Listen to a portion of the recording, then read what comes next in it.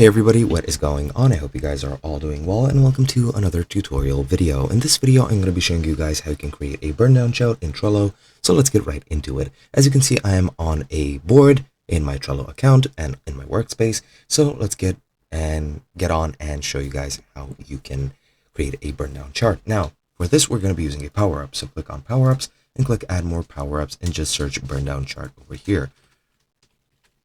Now, the add-on or the power-up that we're going to be using is Burndown Charts by Trello. So just click here and add that. You're going to need to allow the permissions and authorize everything. So just click Enable Board. I've already authorized everything, but just follow the steps and you'll be able to authorize it as well. You can choose the backlog lists. In this case, the sprint backlog cards I'll put into due and in progress, and the completed lists are going to go into done. And I'm going to focus on the number of cards instead of card points.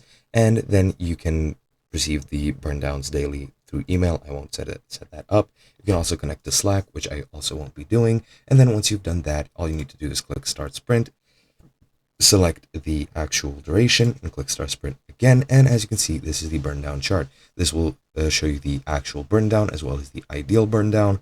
As you can see, it goes all the way to the end of the sprint with 0 cards, and pretty much day by day, sometimes you might hit a plateau, but almost day by day, you'll have a new recommendation of where you're supposed to be at for the optimal performance to be there. And that's pretty much it. You can then unsprint like this, and that's all you have to do. Hope you guys enjoyed, and I'll be seeing you guys in another video.